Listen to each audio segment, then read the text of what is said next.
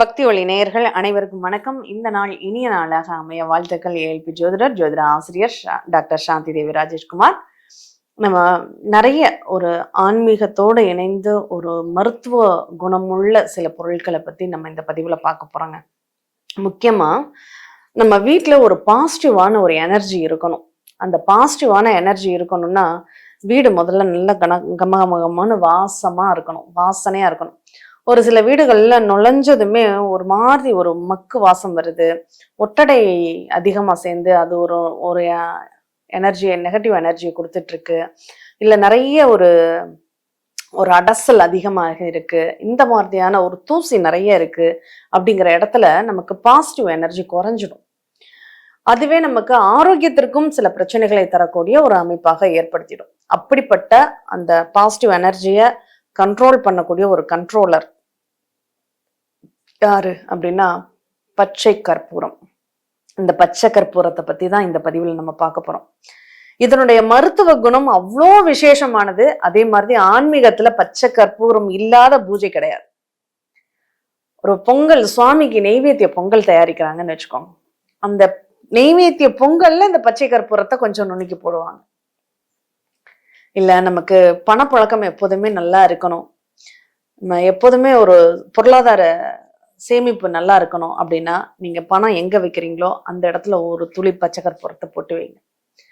வீட்டுல பூச்சிகள் வரக்கூடாது அப்படின்னா அந்த இடங்கள் எல்லாம் பச்சை கற்பூரத்தை தூவி வைங்க. இந்த பச்சை கற்பூரம் எப்படி தயாரிக்குது முதல்ல அதை தெரிஞ்சுக்கோ. அது ஏதோ ஒரு கெமிக்கல் பொருள் அப்படின்னு நினைக்காதீங்க.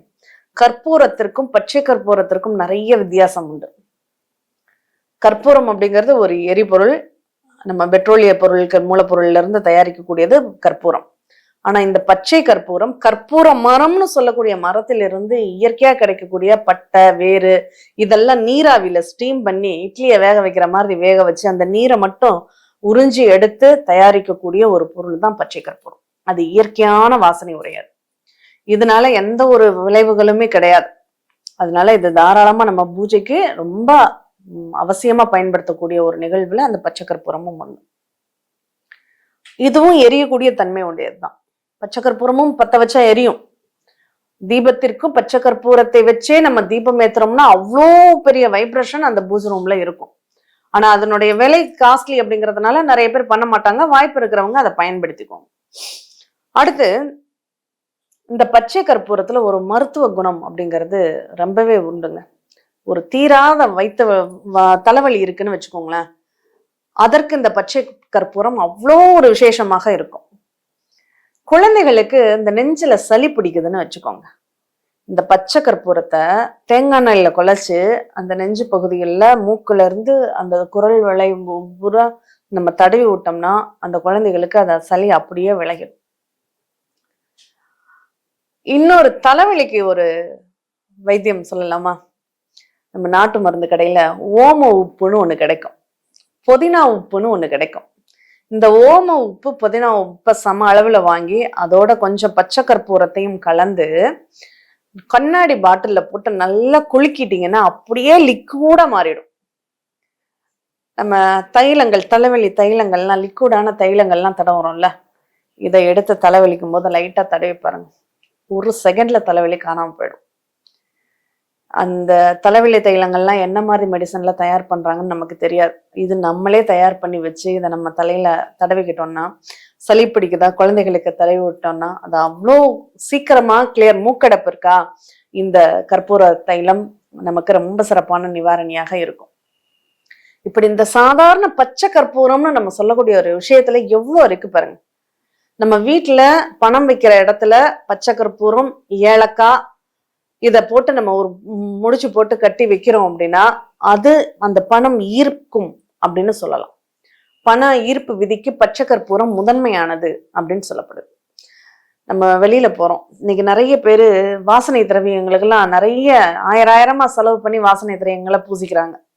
ஒன்றும் இல்லைங்க, கொஞ்சம் ஜவ்வாது பவுடர் வாங்கிக்கோங்க, பச்சை கற்பூரத்தை கொஞ்சம் நுணுக்கி விட்டு கையில பரபரன்னு தேய்ச்சி உடம்புல அப்ளை பண்ணுங்க. அது வாசனை திரவியத்தை தாண்டி அவ்வளவு தெய்வீகமா இருக்கும். அதுதான் அந்த பச்சை கற்பூரத்தின் மகத்துவம். இப்ப அந்த அளவுக்கு ஒரு இயற்கையான நறுமணம் நமக்கு கிடைக்கும் போது ஏன் செயற்கையான ஒரு பொருள்களுக்கு அந்த ஸ்மெல்லு ஒரு சிலருக்கு மற்ற கெமிக்கல் செண்டு வாசனை திரவியங்கள்ல நிறைய அலர்ஜி ஏற்படலாம், ஒரு நெடி ஏற்படும், மற்றவங்க முகத்தை சொல்லிப்பாங்க. ஆனா இது பார்க்கும்போது நம்ம ஏதோ கோயிலுக்குள்ள வந்துட்டோமான்னு திரும்பி கூட பார்ப்பாங்க. அந்த அளவுக்கு ஒரு தெய்வீக மனம் அப்படிங்கிறது இந்த பச்சை கற்பூரத்திற்கு உண்டு. அந்த பச்சை கற்பூரம் நம்ம வாழ்க்கையில நம்மளுடைய ஆரோக்கியத்துல ரொம்ப முக்கிய பங்கு வகிக்கக்கூடிய ஒரு நிகழ்வாக இருக்கும். அதனால கண்டிப்பா நம்ம பச்சை கற்பூரம் பயன்படுத்துவோம். அன்றாட வாழ்க்கையில பச்சை கற்பூரம் நம்ம பயன்படுத்தினாலே நம்மளை சுத்தி ஒரு பாசிட்டிவ் எனர்ஜி அப்படிங்கிறது நமக்கு வேலை செய்யும். நம்ம நிறைய ஒரு நெகட்டிவ் தாட்ல இருந்து நம்மளை விடுவிக்கக்கூடிய ஒரு கவசம் அப்படிங்கறது இந்த பச்சை கற்பூரம் அப்படின்னு சொல்லலாம். குளிக்கிற தண்ணியில கொஞ்சம் கல்லுப்பு, கஸ்தூரி மஞ்சள், அதோட ஒரு துளி ஒரு சின்னதா ஒரு பச்சை கற்பூரத்தை அப்படியே நசுக்கி விட்டு அந்த தண்ணியில குளிச்சு பாருங்க. அன்றாட வாழ்க்கையில இதை கடைபிடிங்க. உங்களை சுத்தி இருக்கக்கூடிய அந்த நெகட்டிவ் ஆரா அப்படிங்கிறது சுத்தமா தொடச்சுட்ட மாதிரி ரிலீஸ் ஆயிடும். பாசிட்டிவ் எனர்ஜி நிறைய இருக்கும். இந்த கைவலி, கால்வலி, உடல் அசதி இது எல்லாமே ஓடி போயிடும்.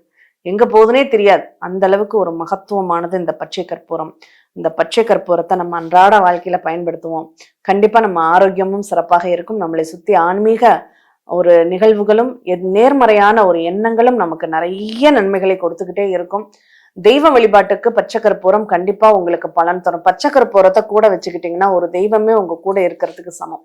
அந்த தெய்வீக ஆற்றல் அப்படிங்கிறது உங்க கூடவே வரும் அப்படின்னு சொல்லலாங்க. அந்த அளவுக்கு ஒரு நல்ல ஒரு பாசிட்டிவான ஒரு திங்கிங் மைண்டை நமக்கு கொடுக்கக்கூடியது இந்த பச்சை கற்பூரம். ஒன்றும் இல்லை, மனசு ரொம்ப குழப்பமா இருக்கு, என்ன பண்ணலாம்?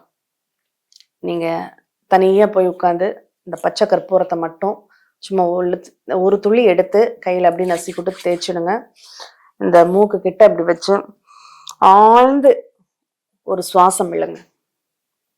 உங்க மனசுக்கும் மைண்டுக்கும் அவ்வளோ ரிலாக்ஸா இருக்கும். இதெல்லாம் அனுபவத்துல நம்ம பயன்படுத்தி பார்த்த விஷயங்களை தான் உங்களுக்கு நாங்க கொடுத்துக்கிட்டு இருக்கோம். அதை நீங்க பயன்படுத்துங்க. கண்டிப்பா உங்களுக்குள்ள ஏற்படக்கூடிய மாற்றத்தை நீங்க பதிவு பண்ணுங்க. மீண்டும் இனியதொரு நிகழ்வில் சந்திப்போம். நன்றி, வணக்கம்.